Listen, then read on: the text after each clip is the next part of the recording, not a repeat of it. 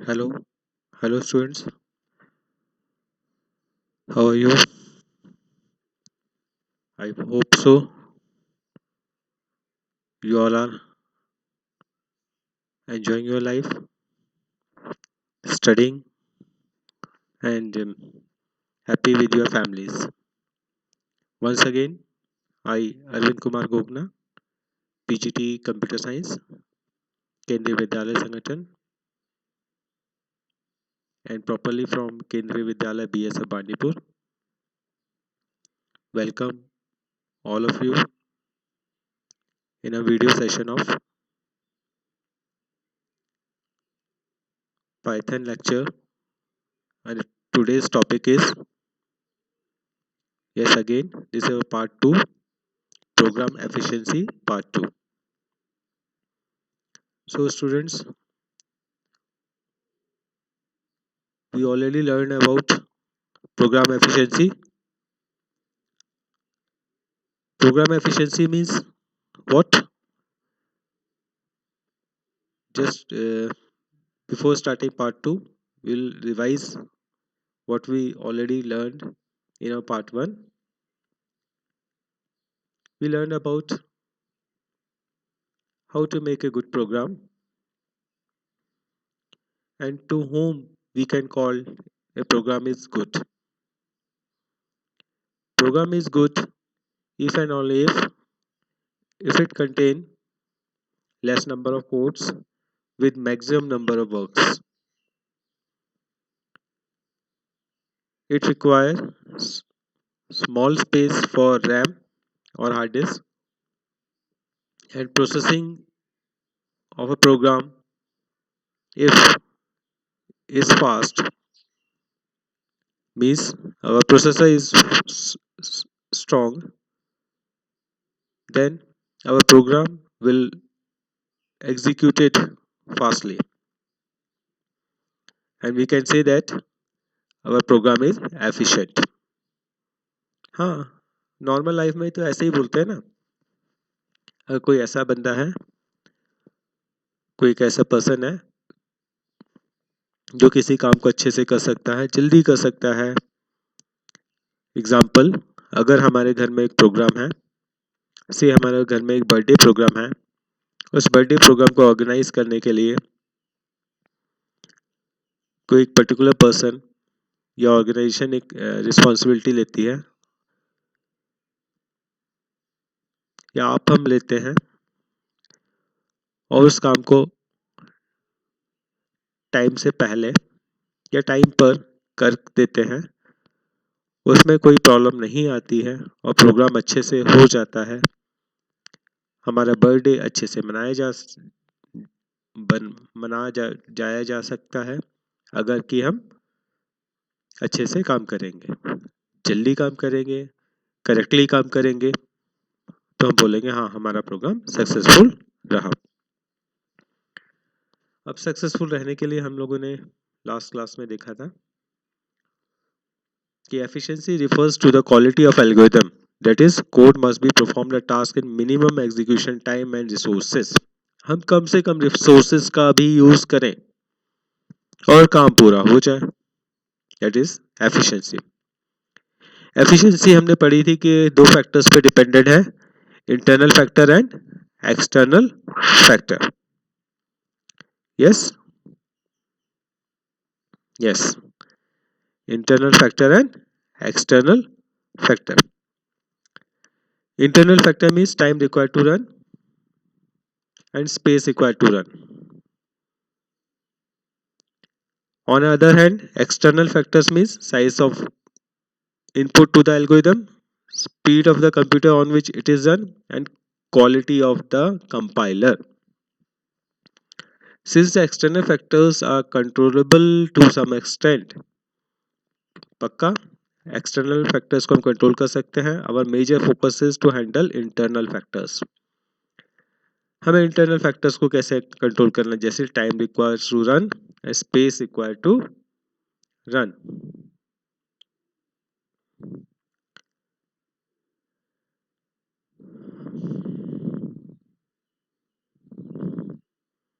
ये भी हम पढ़ चुके थे. अब हम टाइम कॉम्प्लेक्सिटी की बात करेंगे, जो हम लास्ट क्लास में पढ़ा था, उसको थोड़ा और फिर से देखते हैं। Out of the two, time is more important factor to consider. Time complexity of a program is a number of elementary instructions that this program execute. This number is computed with respect to the size and of input data. Yes. अभी हमने एक term पढ़ा था BIGO. What is BIGO? BIGO notation is used to depict an algorithm growth rate. The growth rate determines the algorithm performance when input size grow. जैसे कि आप सबको पता है, किसी एक प्रोग्राम को कोई हम डाटा इनपुट करते हैं, अगर हम उस प्रोग्राम के थ्रू कोई डाटा इनपुट कर रहे हैं और वो कैलकुलेशन कर रहा है, जैसे कि सपोज हम मान के चलें कि हमें फेबोनाची सीरीज प्रिंट करनी है। फेबोनाची सीरीज क्या होती है आप सबको पता है, जैसे कि एक series 0 1 2 0 1 1 yes 0 1 1 2 3 5 and so on, means previous two numbers का सम नेक्स्ट नंबर एक जनरेट होता है। अगर हम 5 नंबर्स तक फेबोनाची सीरीज प्रिंट करते हैं, या 10 तक करते हैं, या 100 तक, या 200 या 2000 तक, अगर हम नंबर ऑफ इनपुट्स बढ़ा रहे हैं तो हमारे प्रोग्राम के ऊपर क्या फर्क पड़ रहा, तो हम बोलते हैं the growth rate determine the algorithm performance when it's input size grow.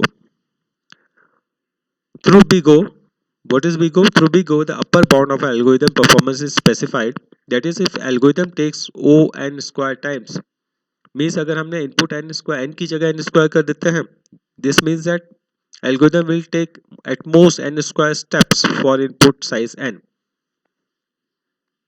Yes, O order of n. BIGO of n means algorithm will take n steps for input n.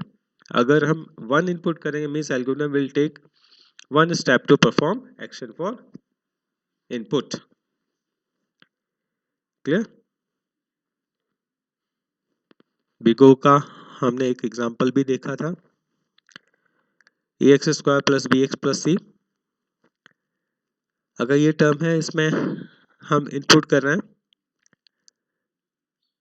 तो इस एक्स क्वाड्रेटिक इक्वेशन का BIGO क्या आएगा? BIGO आएगा इसका n square, क्योंकि highest power, variable की highest power देखेंगे वो जो होगी n इनपुट करने पे n स्क्वायर, तो BIGO हो जाएगा n square. Means if algorithm has performance is order of n square, then for larger n the n square dominates.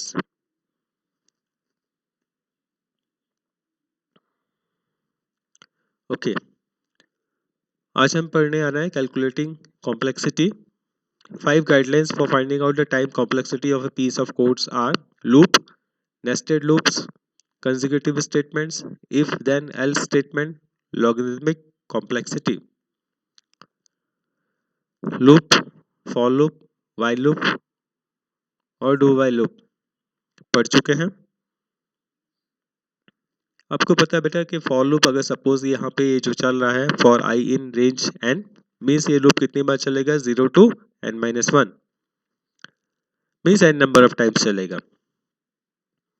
अगर सपोज इसके चलने पे ये स्टेटमेंट एग्जीक्यूट हो रहा है a इक्वल्स टू a+2, तो ये क्या है? ये कांस्टेंट स्टेटमेंट है। तो हम इसकी इक्वेशन कैसे लिखेंगे? Time taken equals to c। c एक कांस्टेंट है जो स्पेसिफाई कर रहा है कि all the steps in a loop takes constant time c into कितनी बार लूप चलेगा? n टाइम्स लूप चलेगा। n टाइम्स लूप चलने पे हमारा एक सिंगल स्टेटमेंट एग्जीक्यूट होगा, वो भी कांस्टेंट है। So efficiency is order of n। Clear हुआ? क्योंकि n नंबर ऑफ टाइम्स हमारा लूप चल रहा है। इक्वेशन है cn और n की हाईएस्ट पावर है 1, तो टाइम दैट इज एफिशिएंसी हो जाएगी ऑर्डर ऑफ n।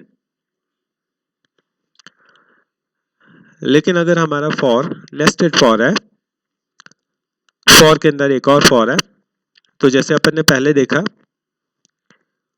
बाहर वाला for n number of time चल रहा है, आउटर मोस्ट लूप के n नंबर ऑफ टाइम्स चलने पर इनर लूप भी n नंबर ऑफ टाइम्स चल रहा है, तो मीन्स n इंटू n चलने पे means total n into n तो होगा ना बेटा, n इंटू n, क्योंकि बाहर के n बार चलने पे अंदर वाला भी n बार चलेगा, तो n into n means total n square times हमारा ये लूप चलेगा, और उसके चलने पे हमारा एक कांस्टेंट स्टेटमेंट एग्जीक्यूट हो रहा है s equals to s plus one. तो टाइम टेकन कितना हो जाएगा, n into c, that is c n square, तो order of n square. Clear? आपको हम 1 मिनट दे रहे हैं, इस प्रोग्राम को देखो, समझो, हम पॉज कर रहे हैं 2 मिनट के लिए प्रोग्राम, 2 मिनट देखिए।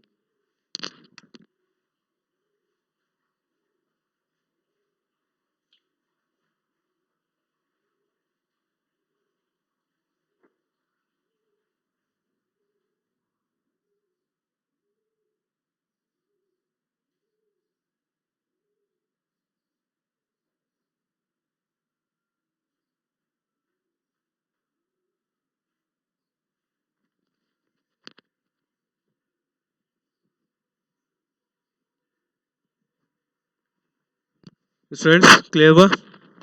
यहाँ पे हो रहा है क्या हो रहा है बेटा, ये कौन सा स्टेटमेंट एग्जीक्यूट हो रहा है, फॉर लूप चल रहा है n नंबर ऑफ टाइम्स, इसके चलने पे हमारा एक स्टेटमेंट एग्जीक्यूट हो रहा है s equals to s plus one. फिर से एक फॉर लूप चल रहा है जो n नंबर ऑफ टाइम्स चल रहा है j के लिए, और उसके अंदर नेस्टेड फॉर है और एक स्टेटमेंट है। तो आपको यहाँ से क्लियर हो रहा है बेटा, क्या क्लियर हुआ? क्लियर ये हुआ कि एक स्टेटमेंट C1 है, कांस्टेंट है, कांस्टेंट टाइम ले रहा है, loop n number of times चल रहा है, चलने पे कांस्टेंट C2 चल रहा है, फॉर लूप चल रहा है, एक और नेस्टेड फॉर लूप चल रहा है, मीन्स ये टोटल ये वाला loop n into n that is n square times चलेगा, होने पे ये C3 कांस्टेंट टाइम ले रहा। तो हमें पहले सबसे पहले इसकी एक इक्वेशन बनानी पड़ेगी। सपोज इसको C1 नाम दे दिया हमने, सेकंड कांस्टेंट स्टेटमेंट को C2 और थर्ड कांस्टेंट स्टेटमेंट को C3। तो हमारा टोटल टाइम टेकन क्या हो जाएगा, C1 plus n number of times चलने पे ये स्टेटमेंट एग्जीक्यूट हो रहा है, तो n into C2 plus n into n C3। तो ये हमारे पास एक इक्वेशन आ गई। इस इक्वेशन में हमें क्या देखना है, इसमें मैक्सिमम क्या है, हमें मैक्सिमम निकालना, मैक्सिमम टाइम टेकन, तो इसका है n स्क्वायर, तो इसका order of n big O क्या हो जाएगा, n स्क्वायर। देखें, देखते हैं एक प्रोग्राम के थ्रू बेटा, जैसे कि एक प्रोग्राम, अगर हम कोई प्रोग्राम पाइथन में खोलते हैं,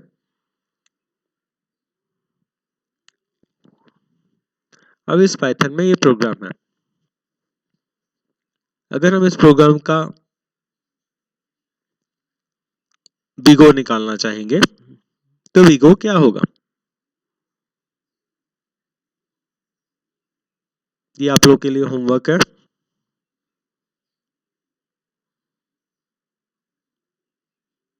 कि हम इसका बिग ओ कैसे निकालेंगे। क्लियर? Try it.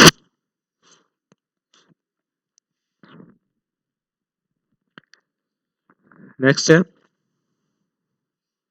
अच्छा बेटा, और साथ में कि हम आपको कुछ नेक्स्ट क्लास में हो सकेगा पक्का आपको कुछ सैंपल पेपर्स देंगे, जिससे कि आप को आइडिया होगा कि हमारे पेपर में क्वेश्चन किस टाइप से आते हैं। बेटा सीबीएसई में पढ़ने का एक अपना एक मेथड होता है, हम पढ़ तो कुछ भी सकते हैं, कितना भी पढ़ सकते हैं, लर्न कर सकते हैं, लेकिन हमें क्योंकि अभी टू द पॉइंट चलना है, पाइथन बहुत एडवांस्ड लैंग्वेज है, बहुत ब्रीफ लैंग्वेज है, इट्स जस्ट लाइक सी। हमें उसमें से क्या पढ़ना है, हमारा सीबीएसई हमें क्या पढ़ने एग्जाम के पॉइंट ऑफ व्यू से तैयारी करने के लिए कह रहा है, प्लस हमें क्वेश्चन पेपर किस टाइप से आता है, इवन तो हम इसको अभी तो बिल्कुल फोकस नहीं करेंगे कि सिर्फ हम उतना ही पढ़ें, हाँ सिलेबस में ही रहेंगे, सिलेबस के बाद थोड़ा बहुत जाएंगे, ये मैक्सिमम फोकस करेंगे सिलेबस पे। हाँ जब हम कुछ क्योंकि प्रोजेक्ट बनाते हैं तो कई चीज़ें हमें एक्स्ट्रा भी ज़रूरत पड़ती है, उस समय के लिए हम कुछ अलग से भी पढ़ेंगे ताकि हम प्रोजेक्ट अच्छे से बना पाए। तो नेक्स्ट क्लास में हम आपको कुछ क्वेश्चन पेपर्स डिस्कस करेंगे, किस टाइप के क्वेश्चन 1 मार्क्स 2 मार्क्स 3 मार्क्स के किस टाइप के क्वेश्चन आते हैं, ताकि आप लोग एग्जाम के पॉइंट ऑफ व्यू से भी आपका माइंड में क्लियर है हमें पढ़ना एक्चुअल में पढ़ना है क्या, है ना। ओके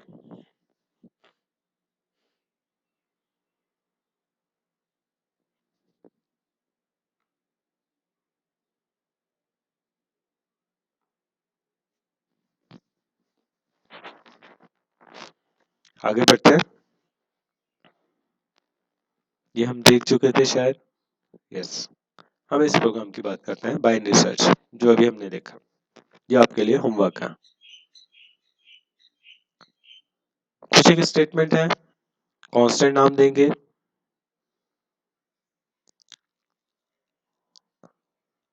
अब यहाँ पे बेटा बात आती है कि loop repeats maximum log 2 times because every time segment becomes half in size. Log की सीरीज पता है, लॉग की सीरीज है ना, हिंट दे रहे हैं, इसलिए इसका हो जाएगा log of 2 plus constant terms, तो इसका ऑर्डर ऑफ एन क्या आ जाएगा log 2 ऑफ एन। इसको डिस्कस करना, डाउट हो तो मैथ सर से भी डिस्कस करना, log ऑफ 2 लॉग की सीरीज से डिस्कस करना, आपको क्लियर होगा। फिर भी नहीं आए तो हमारे पास आना, हम आपको उसको फिर से क्लियर करें, बट बहुत सारी चीजें हमें पढ़नी पड़ती है, हमें जूझना पड़ता है ना। तो बेटा इसको इस चैप्टर में आपका हमने आज रिवीजन भी कराया, रिवीजन के साथ साथ में आपको ये भी समझ आया कि हमें पढ़ना क्या है, कैसे पढ़ना है। हमें कुछ एक प्रोग्राम्स को भी और क्लियर करते हैं पाइथन में जाके।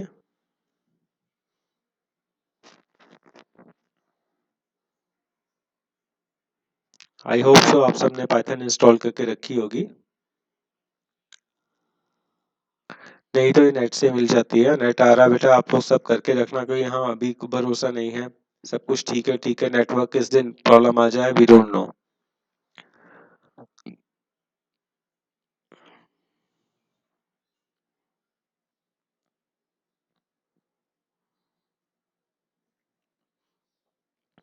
ये प्रोग्राम है हमारा रिकर्शन का, रिकर्शन समझते हैं ना, recursion means if a function call itself n number of times but in a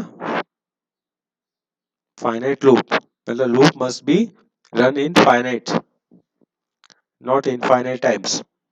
अगर लूप इनफाइनाइट टाइम्स जाएगा तो हमारा प्रोग्राम सक्सेसफुल एग्जीक्यूट नहीं होगा। तो इसमें क्या किया हमने, यहाँ पे बाइनरी सर्च है, माई लिस्ट है, आइटम है, लो है, हाई है। अब लो हाई क्या हमने बताया था बाइनरी सर्च का कॉन्सेप्ट, फिर से रिवीजन कर रहे हैं, रिपीट कर रहे हैं इस चीज को, रिवाइज कर रहे हैं। बेटा सर्चिंग दो तरीके से होती है, binary search and linear search. होती तो कई टाइप की है, लेकिन आपके सिलेबस के पॉइंट ऑफ व्यू से हम बता रहे हैं लीनियर सर्च बाइनरी सर्च। पहले हम लीनियर सर्च की बात करेंगे। लीनियर सर्च में क्या होता है, हमारे पास जो भी डाटा होना चाहिए वो कैसा होगा, वो आइदर सॉर्टेड ऑर्डर में हो या अनसॉर्टेड ऑर्डर में हो, कुछ फर्क नहीं पड़ता। There is no problem at all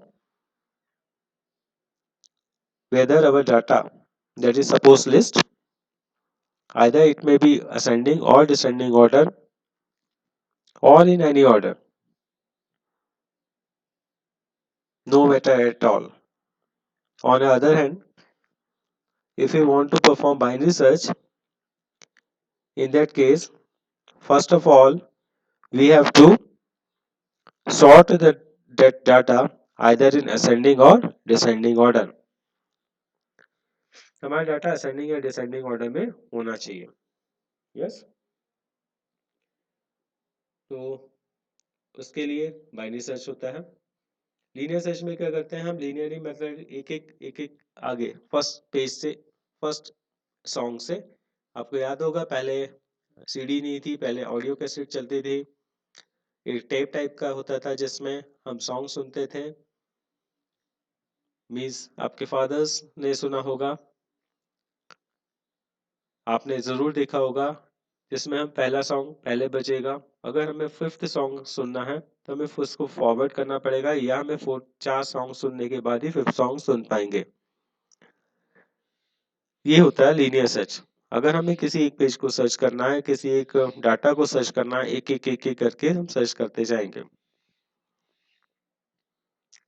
लेकिन बाइनरी सर्च एक ऐसी सर्चिंग टेक्निक है जिसमें हमारे पास डाटा ऑलरेडी सॉर्टेड होना चाहिए. जैसे लाइक बुक में पेज सॉर्टेड होते हैं,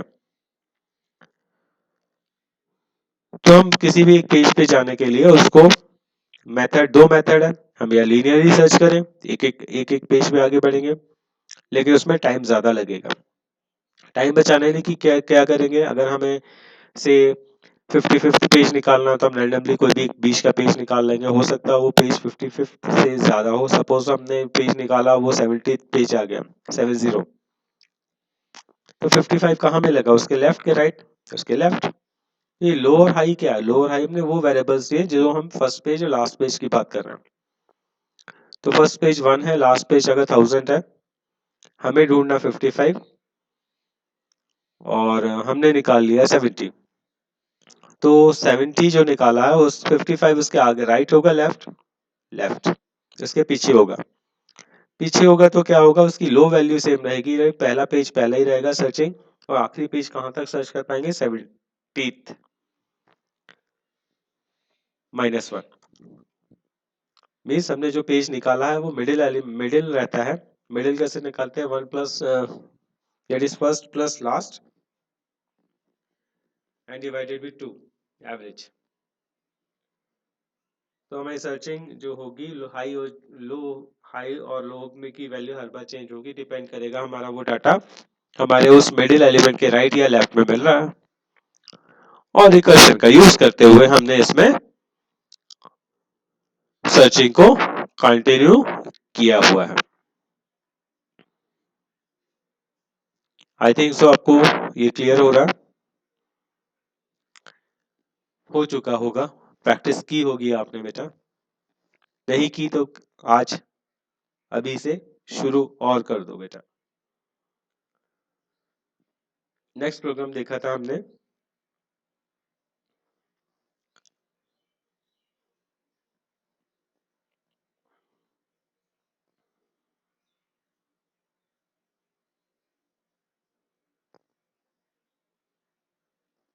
पैलिंड्रोम.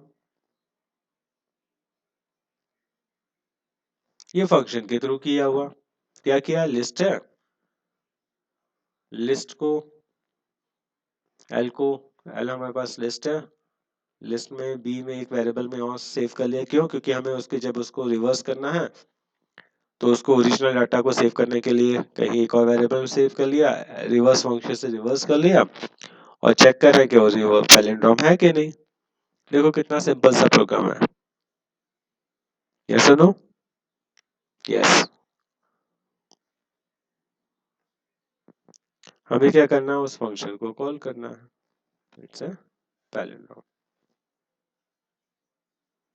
अगर हम इसमें 1 2 3 3 2 1 पैलिंड्रोम है ना, यस.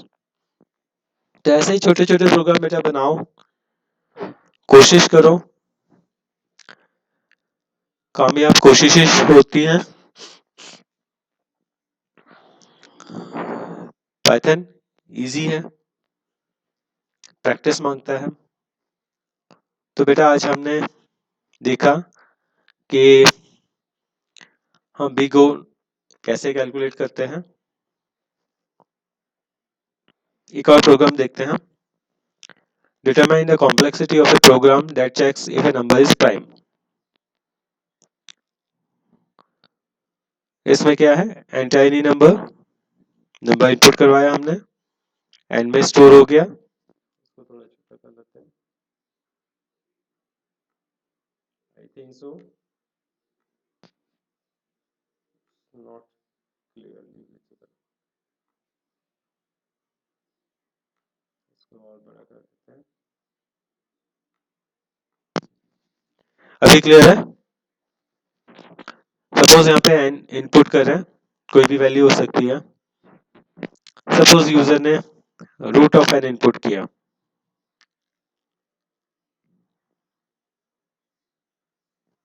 ये है second approach, that is root n approach. Is prime true, ये भी कांस्टेंट है, सारे स्टेटमेंट कांस्टेंट है जब तक कि कोई एक वेरिएबल नहीं मिल जाता। while I into I is less than equals to n, n modulus I equals to 0, तो फॉल्स, दैट इज प्राइम नहीं होगा, ब्रेक हो जाएगा। ये प्राइम नंबर का कॉन्सेप्ट बेटा आपको पता है, प्रोग्राम जरूरी नहीं आपको ऐसे ही बनाना है, प्रोग्राम आप अपने हिसाब से बना सकते हो। सो जो total time taken order of n, because order of n is a dominant term here. यहाँ पे ऑर्डर ऑफ n कैसे मिला रूट ऑफ n? क्योंकि यहाँ पे देखिए i square equals less than equals to n, that is I square equals to n, then what is the value of I? I is root of n, तो यहाँ पे dominant term मिला root of n, तो root of n क्या हो गया? So time taken equals to root of order of, that is big of root of n, because root of n is the dominant term. Hence, second approach for prime test is better than the first approach. What is first approach? This is our first approach. ये हमने क्या किया? हमने for loop से बनाया, ऐसे भी बना सकते हैं।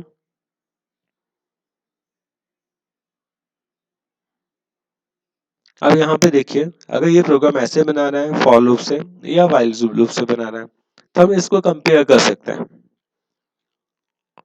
कैसे कंपेयर कर रहे हैं?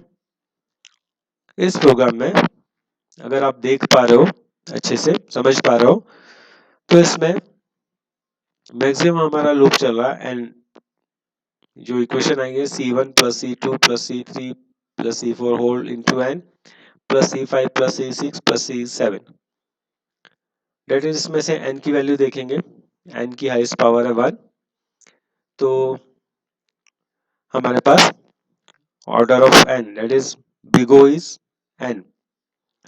जब बिग O की वैल्यू n हो गई, लेकिन हमारे पास ये फर्स्ट अप्रोच है फॉर लूप से बनाया, वही प्रोग्राम अगर हम